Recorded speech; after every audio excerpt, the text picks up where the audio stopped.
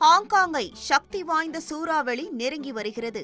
ரகாசா சூறாவளி எதிரொலியாக ஹாங்காங் விமான நிலையம் 36 மணி நேரம் மூடப்படும் என அதிகாரிகள் அறிவித்துள்ளனர். சூறாவளியை சமாளிக்க தாய்லாந்து, பிலிப்பைன்ஸ் நாடுகள் தயாராகி வருகின்றன. இந்த சூறாவளிக்கு ரகாசா என்று பெயர் சூட்டப்பட்டுள்ளது. பிலிப்பைன்ஸ் லூசோன் தீவில் இருந்து வடகிழக்கே 160 கிலோமீட்டர் தொலைவில் நிலை கொண்டுள்ளது. தென் சீன கடலில் நுழையும் என்று எதிர்பார்க்கப்படுகிறது. பின்னர் மேற்கு திசையில் ஹாங்காங்கை நோக்கி நகர்ந்து சீனாவின் தெற்கு கடற்கரைக்கு நகரும் என்று தெரிகிறது. அதிகபட்சமாக மணிக்கு 202 முதல் 221 கிலோமீட்டர் வேகத்தில் காற்று வீசக்கூடும் என்று எதிர்பார்க்கப்படுகிறது.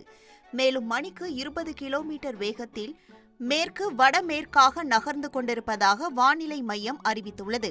பின்னர் விமான நிலையத்தை தற்காலிகமாக மூடிவிடலாம் என்று விமான போக்குவரத்து துறை அதிகாரிகள் ஆலோசனை மேற்கொண்டனர். இதனைத் தொடர்ந்து செப்டம்பர் 23 மாலை 6 மணி முதல் செப்டம்பர் 25 காலை 6 மணி வரை 36 மணி நேரம் விமான நிலையம் தற்காலிகமாக மூடப்படுவதாக அறிக்கை ஒன்றின் மூலம் அறிவித்துள்ளனர். பிலிப்பைன்ஸின் வடக்கு பகுதியில் ககாயன் மாகாணம் அருகே ரகாசா புயல் மணிக்கு 215 கிலோமீட்டர் வேகத்தில் காற்று வீசி மழை பெய்வதால் முன்னெச்சரிக்கையாக 10,000க்கும் மேற்பட்ட மக்கள் பள்ளிகள் மற்றும் நிவாரண மையங்களில் தங்க வைக்கப்பட்டுள்ளனர். பிலிப்பைன்ஸின் வடக்கு பகுதியில் தற்போது வெள்ளக்காடாய் காட்சியளிக்கிறது. புயல் செல்லும் வழியில் உள்ள தைவான் நாட்டிலும் அதிகாரிகள் உஷார் நிலையில் உள்ளனர்.